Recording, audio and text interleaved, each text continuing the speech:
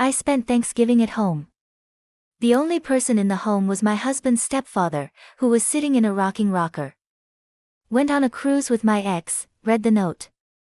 You'll look after your stepdad at home. He needs you. Shall we begin? The stepfather replied, opening one eye. I gave a nod. After 4 days, my spouse was pleading.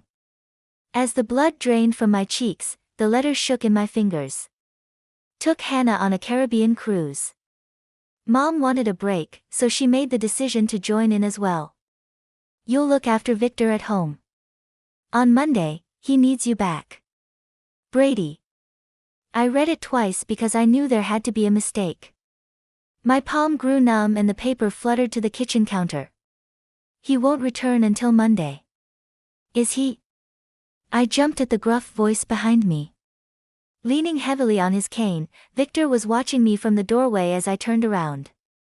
His eyes were too alert for the rundown old guy Brady had portrayed. I said, no, as clearly as I could.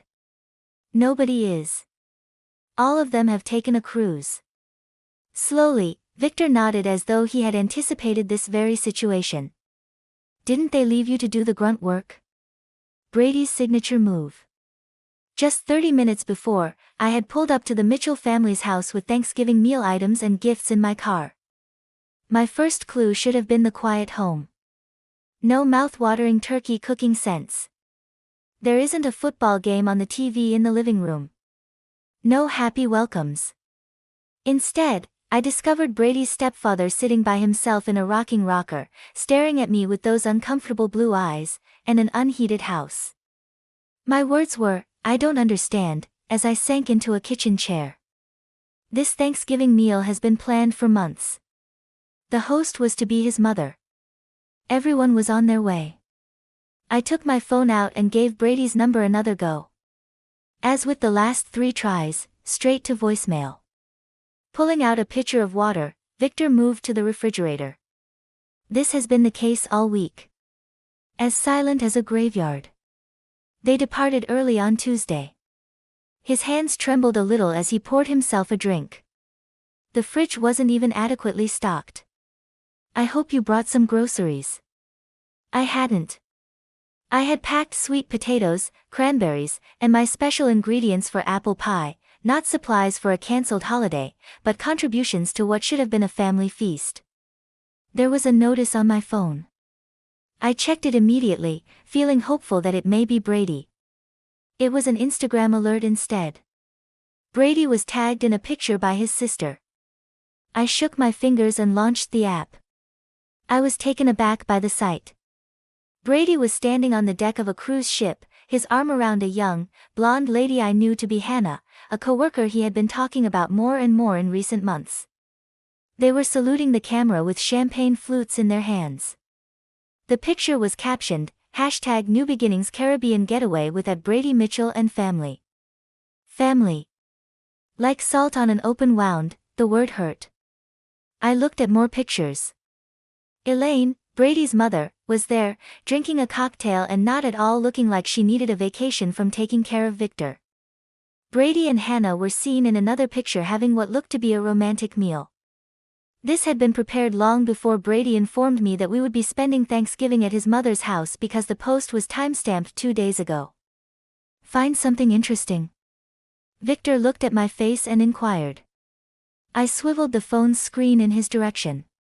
Hannah from his workplace is accompanying them on a cruise. He said that the individual was only a coworker. My voice broke. They've been planning this while I was buying gifts and taking time off work for what I thought was a family Thanksgiving. Victor gave a somber nod. For at least 3 months, Hannah has been a part of the picture. She has often called to ask for Brady. A lovely voice. A terrible laugh. I gazed at him. You knew. I know a lot of things they don't think I notice. He used a gnarled finger to tap his temple. Mine's still sharp, despite what Brady tells everyone. My mind immediately went to our financial account. I accessed our financial app with trembling palms. A withdrawal of $5,200 was made 3 days ago. We had been saving nearly all of our money for a down payment on a home. Brady had assured us that we would begin searching for the house after the holidays. I murmured to Victor. He took our savings, while displaying the screen. All of it. Victor wasn't shocked. For years, they have been treating me in the same way. Stealing a bit here and a bit there. They claim it's for your care, Victor. To save money, the heat has been turned down in the meantime. I occasionally have delays with my meds. Elaine also purchases another high-end handbag for herself. I was ill. This went beyond the betrayal of an affair or even a ruined Thanksgiving. This was a deliberate betrayal of Victor, of me, of obligations and commitments. My phone rang. I received a call from my closest friend Leah wishing me a good Thanksgiving. Since I couldn't yet explain this shame, I suppressed it. Victor said, "There's leftover soup, not much of a Thanksgiving feast, but it'll do." I surveyed the kitchen. Empty takeaway containers on the counter and dirty dishes in the sink. Before they left, they hadn't even cleaned up. Within me, something solidified. No, I firmly answered. We deserve better than leftover soup. I reached for my handbag and coat. I'm heading to the supermarket. They may still have potatoes and turkey breasts. Today, we're eating a decent supper. Victor's expression changed from surprise to pleasure. It's been months since I had a home-cooked supper. When Brady stops by the grocery store, he always brings fast food. Emotions and questions raced through my head. For what length of time had Brady been preparing to abandon me?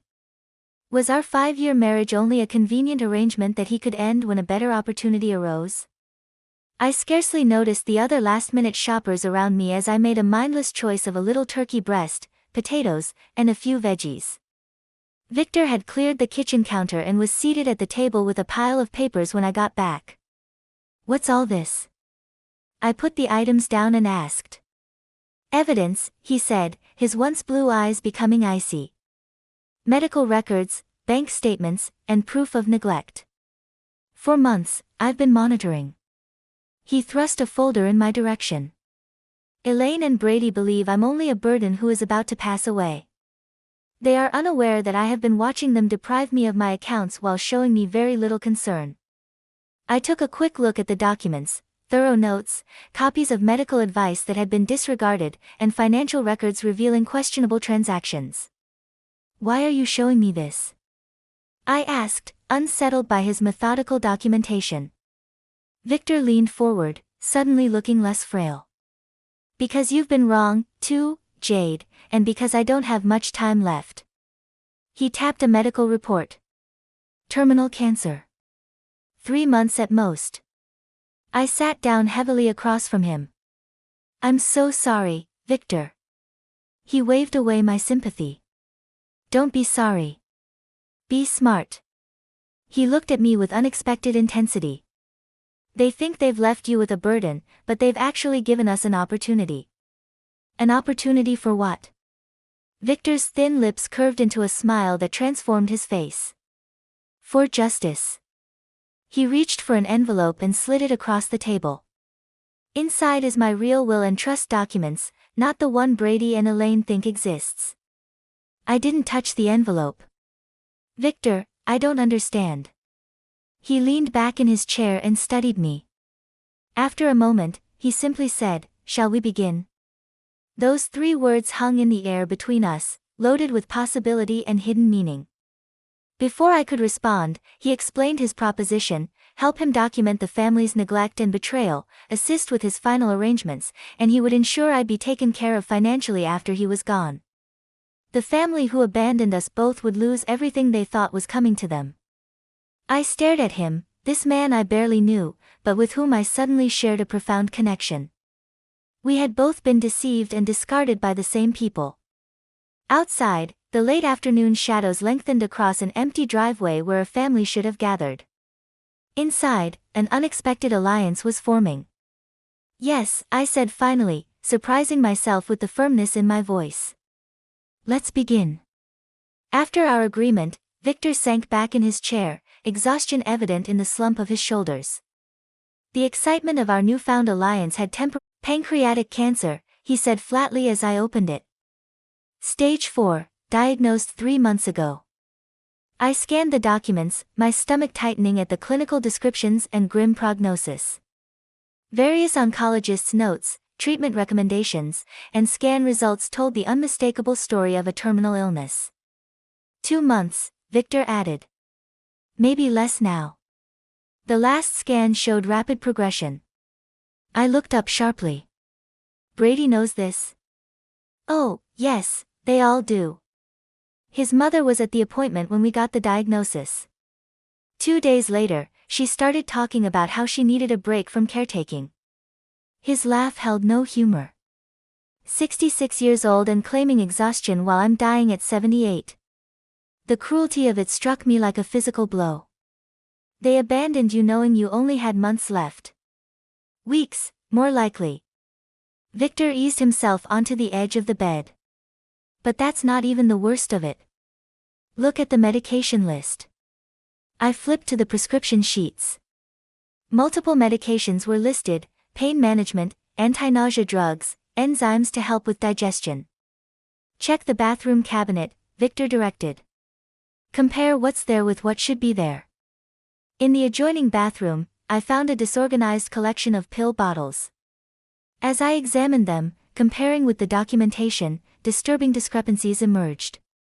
The powerful pain medication had been refilled twice according to the pharmacy labels, but the bottle was nearly full. The expensive enzyme supplements were only half full when they should have been almost untouched based on the refill date. They've been diluting them, Victor confirmed when I returned with the evidence. 1 pill instead of 2. Half doses of the pain medication and those appointments for the palliative care specialist. Too expensive, Elaine said. My hands trembled with anger as I returned the documentation to its folder. That's not just neglect, Victor. That's abuse. It's what happens when people see you as an obstacle rather than a person. He pulled a small notebook from beneath his pillow and handed it to me. I've been keeping track. Times when medications were missed or reduced, appointments cancelled, money that disappeared from my checking account for home care supplies that never materialized. The meticulous documentation stunned me. Pages of dates, times, specific incidents. Despite his illness, Victor's mind remained razor-sharp. Let me fix you something to eat, I said, needing a moment to process everything. You must be hungry. In the kitchen, I found pitiful supplies: a few cans of soup, some stale bread, milk on the verge of spoiling. From my grocery run, I managed to put together a decent meal of roasted turkey breast, mashed potatoes, and green beans. Not the Thanksgiving feast I'd planned, but far better than leftover soup. As we ate at the small kitchen table, Victor studied me. Tell me about your marriage, he said finally. When did you first notice Brady wasn't who you thought he was? The directness of the question caught me off guard. I poked at my food, considering how to answer. It was gradual, I admitted. When we first met, Brady was attentive, supportive of my graphic design work. I was building my client base, had my own small studio apartment, good friends. I paused, realizing how much had changed. After we married, he suggested I work from home to save on studio rent. Made sense financially, but then my equipment kept having issues, computer problems, software glitches. Victor nodded knowingly. Isolation tactic. Exactly. Then came suggestions about which clients weren't worth my time. Concerns about me being out late with friends. He'd check my phone, claiming he was just looking for a number. The patterns were so clear in hindsight. When my father died last year and left me $30,000, Brady insisted we put it in our joint account for our future. That money was supposed to be for our house down payment. The money he just spent on a cruise with another woman, Victor added quietly. I set down my fork, appetite gone. 6 years of my life, and now I find out he's been planning to leave me while spending our savings on his coworker. People like Brady and Elaine see relationships as transactions, Victor said. I learned that too late with her. I was already successful when we met. widowed with a comfortable portfolio from my banking career. She was charming, beautiful, and Brady was just a teenager who seemed to need a father figure. He sighed heavily. After we married, things changed.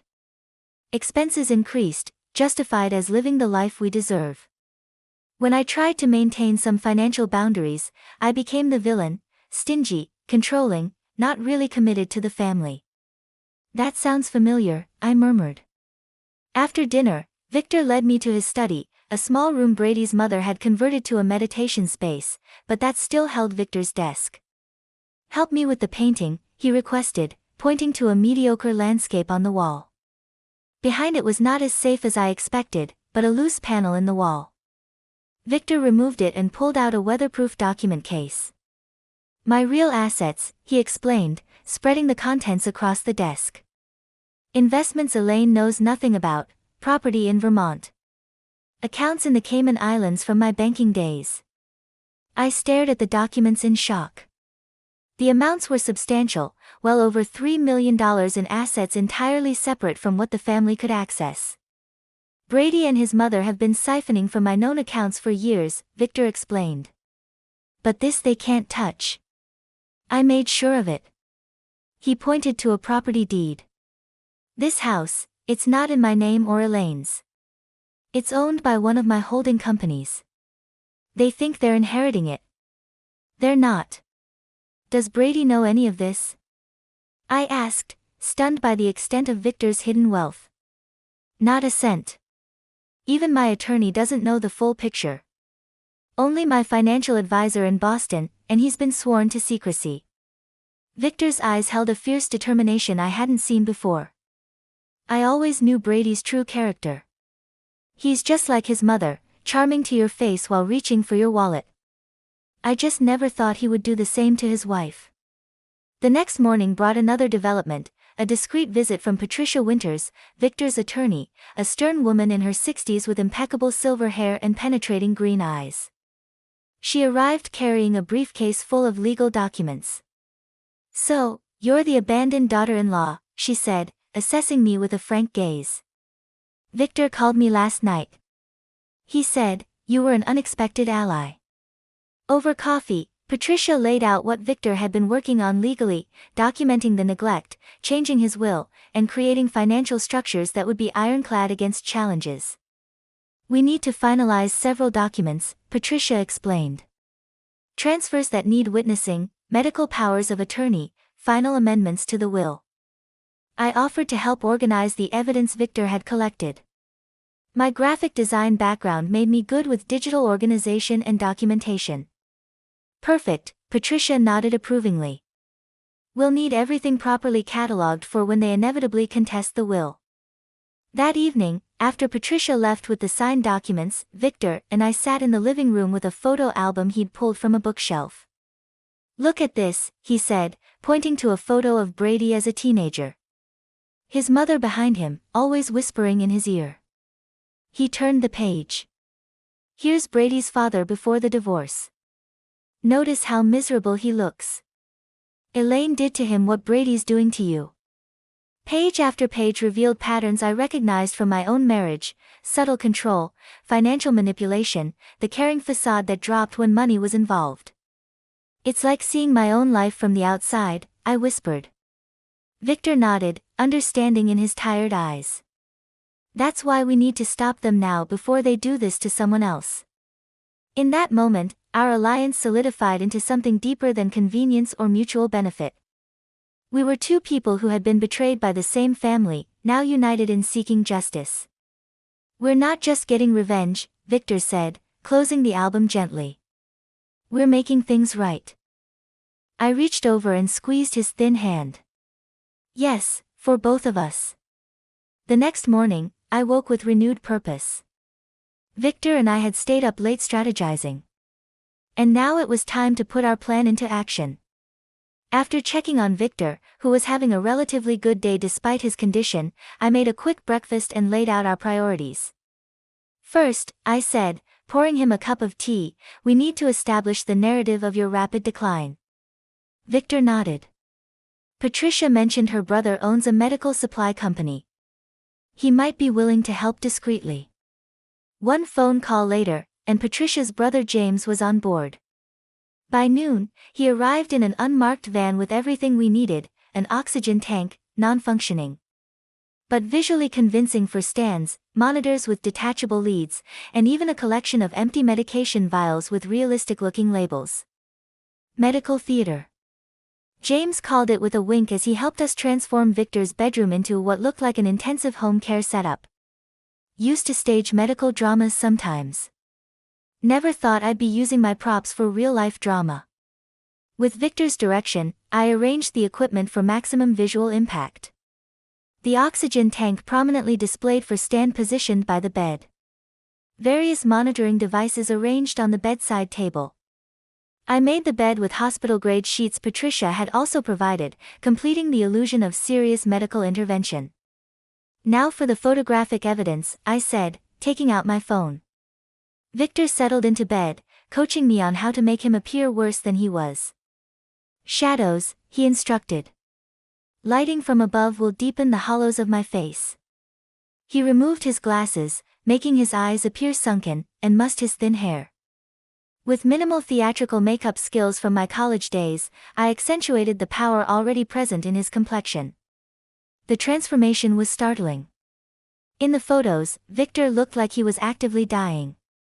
Far worse than his actual condition, though that was serious enough. "Tao," Victor directed. "You need to look exhausted, overwhelmed." I removed my makeup, tousled my hair, and put on an oversized sweater that made me appear smaller, more vulnerable. Victor took several photos of me seemingly asleep in the uncomfortable chair beside his bed. Others of me preparing medications with a worried expression. "Perfect," he said, reviewing the images. "Who's our target for these?" "Brady's sister, Melissa," I replied. "According to your phone, she's the only one who's texted to check on you since they left." I crafted a carefully worded message to accompany the photos. Victor had a difficult night. Fever spiked to 102. Managing pain as best I can. Will keep you updated. Direct, clinical, but with an undertone of concern that would trigger either guilt or at least interest. Melissa replied within minutes, "Oh no, poor Uncle Victor. Keep me posted." "Hook set," Victor murmured when I showed him the response. Next came my most difficult performance yet. I called Brady's phone, knowing he wouldn't answer, but that his voicemail would record my message. Victor activated the recording app on his phone to preserve my side of the conversation. "Brady, it's me again," I said, injecting controlled panic into my voice. "Victor's condition is deteriorating faster than expected. The hospice nurse is concerned about his breathing. Please call me back as soon as you can." I paused, then added with just the right tremor, "I really need your support right now." I made similar calls every few hours, each message increasingly urgent, each carefully recorded. Between calls, I created a detailed medical log with fictional but realistic episodes. Temperature spikes, pain breakthroughs, respiratory difficulties. I backdated some entries to create a consistent narrative of decline beginning before they even left on their cruise. "You should have been an actress," Victor commented as I showed him the log. "I prefer to think of it as creative non-fiction," I replied with a grim smile. Every good story needs documentation. Around 4 o'clock that afternoon, our planning was interrupted by a knock at the door. I opened it to find an elderly woman holding a covered casserole dish. "I'm Edith Peterson from next door," she announced. "Thought you might need some dinner." Looking after Victor is a full-time job, I imagine. I invited her in, grateful for both the food and the unexpected opportunity she presented. Over coffee, Mrs. Peterson revealed herself as a potential gold mine of information and support. "I've been watching that family for years," she confided, lowering her voice as though Victor might overhear from his bedroom, though he was actually resting. "The way they treat that poor man. Your husband is no better than his mother, if you don't mind my saying so." "I don't mind at all," I assured her. "I'm discovering exactly what kind of family I married into." Mrs. Peterson patted my hand. "Victor was so good to that boy, you know." paid for his college, bought him his first car. And how does Brady repay him? By taking off on vacation while his stepfather is dying. I let my genuine anger and hurt show. They left me a note. Just a note telling me to take care of him. Shameful, Mrs. Peterson declared. Absolutely shameful. You know, the whole neighborhood has noticed. Last month when Victor fell in the yard, it was my Harold who helped him up. Brady was inside watching football, ignored our knocks completely. By the time she left, Mrs. Peterson had promised to spread the word among the neighbors that Victor needed support and visitors while his family was selfishly gallivanting in the Caribbean. I carefully documented her statements and the date of her visit. Over the next 2 days, 5 more neighbors visited, each with their own stories of witnessing Brady's neglect of Victor. Each visit strengthened our case and provided additional witnesses to both Victor's apparent decline and the family's absence during what they believed to be his final days. On Saturday morning, Patricia returned with the final documents for the asset transfers. We drove Victor to the local bank where he'd been a customer for over 30 years. The manager, Mr. Collins, greeted him warmly. "Victor, good to see you out and about. How are you feeling?" "Getting my affairs in order, Richard," Victor replied, his voice deliberately weaker than usual. "Memory still sharp even if the body's failing." In the privacy of the manager's office, Victor officially transferred control of his hidden assets to a series of trusts that would benefit me and several elder care charities. Mr. Collins watched with sympathy as Victor's shaking hands signed each document. "Your stepson was in last week," the manager mentioned casually as we completed the paperwork, asking about your accounts. I reminded him that without proper authorization, Victor smiled thinly. "Always planning ahead, that boy." "I remember when he came in to cash that check for his graduation gift," Mr. Collins continued. "Didn't even thank you. Just complained it wasn't enough for the car he wanted." Another piece of evidence, another witness to Brady's character. That evening, as we were reviewing our progress, Victor's phone rang with a video call from Melissa.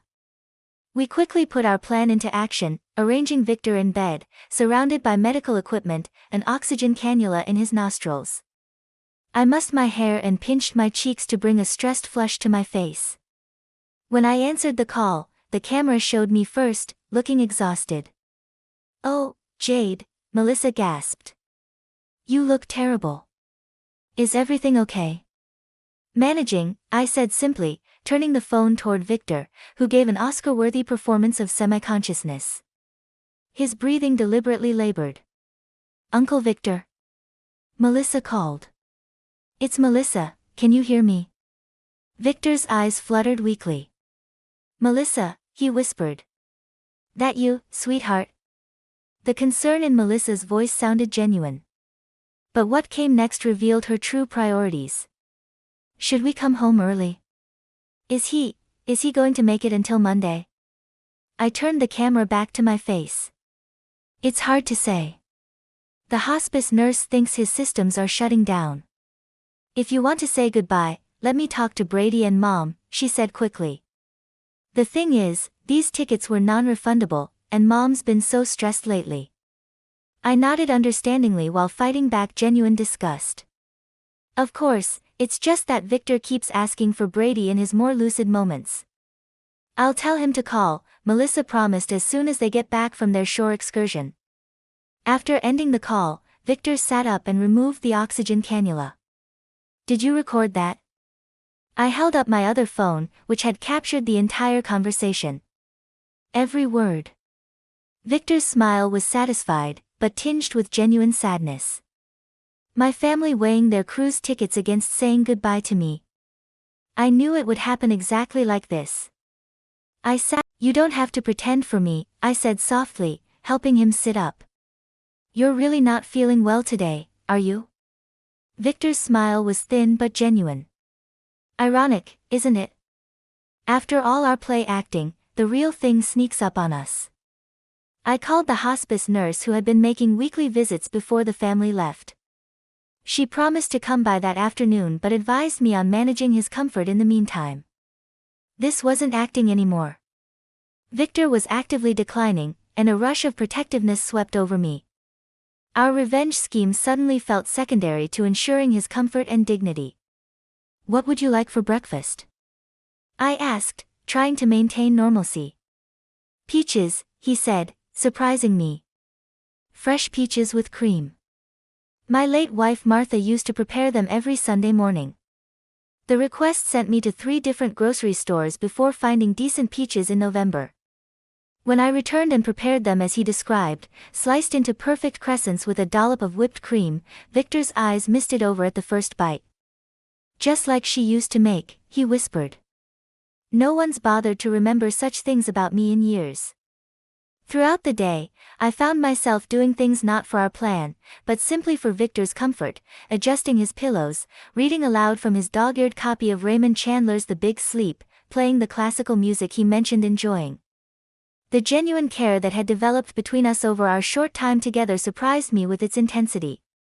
"You know," Victor said during a lucid moment that afternoon, "I haven't been treated with such kindness since Martha died 12 years ago. Strange how a stranger has shown me more compassion than my own family." The hospice nurse, Diane, arrived around 3. After examining Victor, she took me aside in the hallway.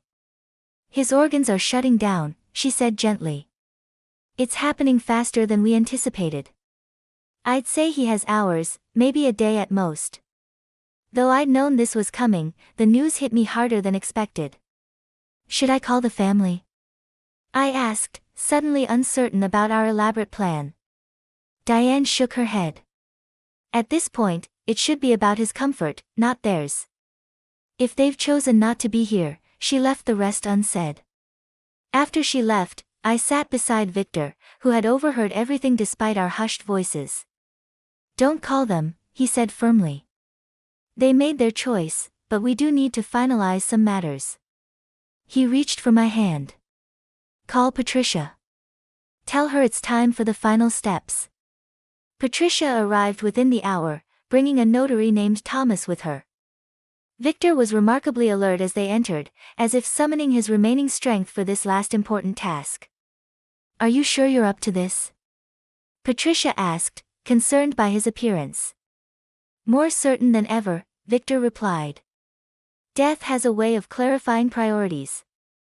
They finalized the last paperwork, documents that officially transferred control of his assets to me as trustee, with specifications for charitable donations to elder abuse prevention organizations. The new will explicitly mentioned Brady's abandonment as the reason for his disinheritance. "Now for the letter," Victor said after signing the last document. Patricia set up her tablet to record as Victor dictated a message to be read to the family after his death.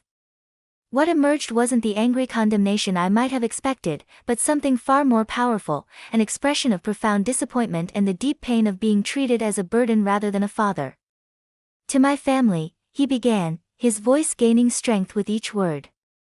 "By the time you read this, I will be gone. Not that my presence or absence seemed to matter much to you in recent years." He detailed specific instances of neglect without accusation, simply stating facts. Holidays spent alone while they vacationed. Medical appointments cancelled for convenience. Overheard comments about waiting for the old man to die. "I don't write this from anger," he continued, "but from a place of clarity that comes when one faces the end. The greatest pain in life is not illness or even death, but the realization that those you loved saw you only as an obligation, a task to be managed, an inconvenience to be tolerated." By the time he finished, even Thomas, the notary, a professional who must have witnessed countless wills and final messages, was discreetly wiping his eyes. Patricia, despite her usual stoic demeanor, reached for Victor's hand. "We'll make sure they hear every word," she promised. After they left, Victor asked for his old video camera. "They might question my mental capacity," he explained. "I want to record my testimony while I'm clearly lucid." I set up the camera, and Victor delivered a 20-minute statement directly to the lens. He was remarkably composed, methodically describing years of gradual neglect and his decision to leave his estate to me. "Jade showed me more dignity in 4 days than my family did in 4 years, he stated clearly. "She is the only one who earned the right to benefit from what I spent a lifetime building." He described specific incidents: Brady's dismissive comments at doctor's appointments, meals left just out of reach, medications forgotten during weekend trips. The recording was devastating in its calm delivery and damning details. By evening, Victor's energy was fading. I helped him to the living room at his request, settling him in his favorite chair by the window. "There's a bottle of port in my study," he said. "Behind the economics textbooks. Martha and I were saving it for our 50th anniversary." I found the dusty bottle where he described and poured a small amount into 2 crystal glasses I discovered in a neglected cabinet. "To justice," Victor said, raising his glass with effort. "To dignity," I added. We sat together as darkness fell. Victor occasionally dozing while I read to him from his favorite book. He spoke intermittently about Martha, about his early career, about trips they had planned but never taken. Not once did he mention Brady or his mother. Around midnight, I noticed his breathing had changed. I set my book aside and simply held his hand. There was no drama, no last-minute revelations or deathbed confessions. Victor simply slipped away, his hand growing cool and mine as his breathing gradually stopped. For a long moment, I sat motionless, tears streaming down my face. The man I'd known for only 4 days had somehow become important to me beyond our mutual desire for justice. In caring for him, I'd found a strength and clarity I didn't know I possessed. At dawn, I called Diane, the hospice nurse, who arrived promptly to confirm what I already knew. She seemed surprised by how peaceful Victor appeared. "Many terminal patients show signs of distress," she commented. "He looks like he simply fell asleep." "He did," I said quietly, reading Raymond Chandler and drinking 50-year-old port. After Diane made the official pronouncement, I called the funeral home Patricia had recommended. 2 somber men arrived within the hour to collect Victor's body. One of them knew Victor from community functions and expressed genuine condolences. "He was a good man," he said, "always generous with the fundraisers." Once they left, the house felt suddenly empty. I allowed myself a few moments of genuine grief before focusing on the next phase of our plan. Brady and his family would be returning the following day, expecting to find a dying man they could comfort in his final hours, thereby easing any guilt about their abandonment. Instead, they would find me and the consequences of their actions. I placed Victor's letter in a cream-colored envelope and propped it against the family photo on the mantelpiece. A photo I now noticed showed Brady and his mother smiling broadly while Victor stood slightly apart. In the dining room, I arranged the extensive documentation of neglect in clearly labeled folders: cancelled medical appointments, financial exploitation, recorded evidence of neglect. Victor's video testimony was queued up on the television, ready to play at the press of a button. Finally, I went to the master bedroom and packed my few belongings. Beside my suitcase, I placed printouts of the cruise photos Brady and his family had posted throughout the week, creating a stark visual timeline that contrasted their poolside cocktails with Victor's documented decline. Everything was arranged for maximum impact when they returned, a carefully orchestrated revelation that would ensure they faced the full weight of their choices. Standing in the center of the silent house, I felt a profound sense of purpose. This wasn't just about revenge anymore. It was about justice for a man who deserved far better than he'd received from those who should have cared for him most. "It's done, Victor," I said softly to the empty room. "They'll understand exactly what they've lost." I spent Monday morning in a strange calm, waiting for the inevitable. Around noon, I heard the sound of car doors slamming, followed by laughter and chatter as Brady and his family returned from their cruise. Taking a deep breath, I smoothed down the simple black dress I'd purchased the day before and positioned myself in the living room near Victor's empty rocking chair. The front door burst open. Brady entered first. Victor was perfectly lucid, I interrupted. "In fact, he made a video statement you might want to see." "This is ridiculous," Elaine declared. "Some end-of-life ramblings from a sick old man don't change the legal realities. Brady is his next of kin." "And actually," I said, standing up, "there's more you should see." I led them to the dining room where I'd arranged the evidence files. Brady's eyes widened as he took in the meticulous documentation laid out in chronological order. What is all this? He demanded. Evidence, I replied simply. Of financial exploitation, medical neglect, and abandonment. I opened the first folder, revealing bank statements with highlighted transfers. Victor kept detailed records of every dollar taken from his accounts for supposed care expenses that were never provided. Elaine snatched up one of the statements. He gave us that money. We were caring for him by leaving him alone for Thanksgiving with inadequate medication, no food in the refrigerator, and the heat turned down to 62 degrees. I asked, opening another folder containing the timeline of their departure preparations. There are statements from 6 different neighbors who witnessed his neglect. And then there's this. I pressed play on the tablet, and Victor's video testimony began. His calm, articulate description of years of mistreatment silenced even Elaine's protests. Brady's face grew increasingly pale as Victor described specific incidents: medications diluted, appointments cancelled, disparaging comments made when they thought he couldn't hear. This is all a setup, Brady finally sputtered, jabbing a finger toward me. She manipulated a dying man. The doorbell rang before I could respond. Perfect timing, Patricia stood on the doorstep, Notary Thomas beside her. Am I interrupting? She asked with professional coolness. Not at all, I replied. The family has just returned and was reviewing Victor's final message. Excellent. Then I can proceed with the official notification. Patricia placed her briefcase on the dining table and removed several documents. As executor of Victor Harmon's estate, I'm here to inform you of the provisions of his final will and testament. Brady straightened, composing himself. A smug smile began to form on his lips. Fine, let's get to the point. Patricia adjusted her glasses. The will is quite straightforward. Victor Harmon has left the entirety of his estate to Jade Mitchell with provisions for substantial donations to several elder abuse prevention organizations. The stunned silence that followed was broken by Elaine's shrill voice. That's impossible. We're his family. The will explicitly cites abandonment and neglect as reasons for disinheritance, Patricia continued calmly. It has been properly witnessed, notarized, and filed with the court. Mr. Harmon was examined by 2 separate physicians who certified his mental competence at the time of signing. Brady's smugness evaporated. This is fraud. We'll contest it. You're welcome to try, Patricia replied unfazed. However, given the extensive documentation of neglect, the video testimony, and witness statements, I would advise against it. You'd only be spending money you don't have. What do you mean, money we don't have? Elaine demanded. Patricia exchanged a glance with me before continuing.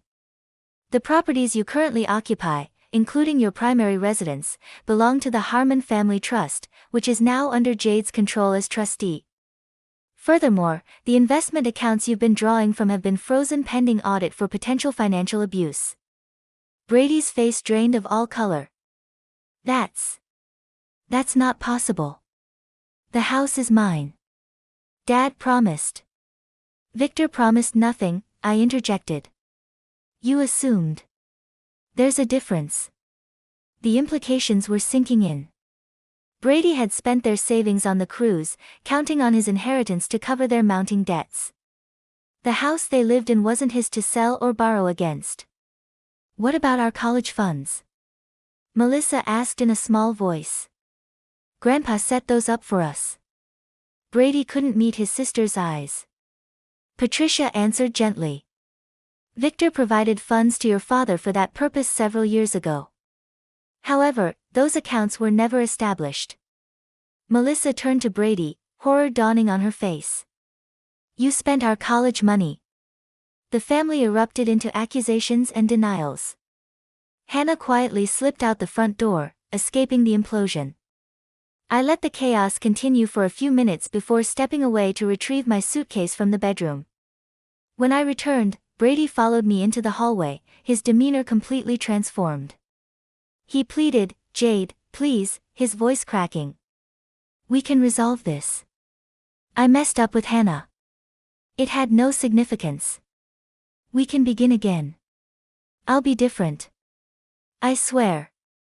Perhaps for the first time, I saw this man I had loved clearly as I gazed at him. Someone who had never really cared for me or anybody except himself was hiding behind the good looks and well-practiced charm.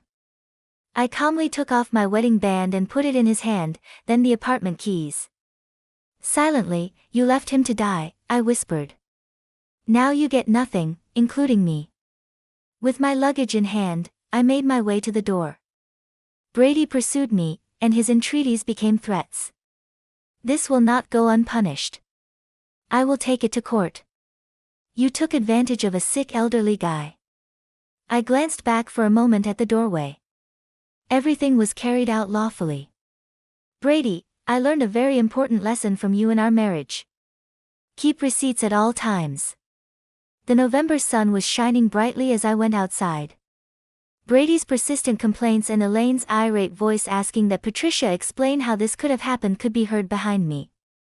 However, those voices were already dwindling and becoming a part of the past that I was abandoning. Patricia had secured a room at a peaceful hotel while I considered my options.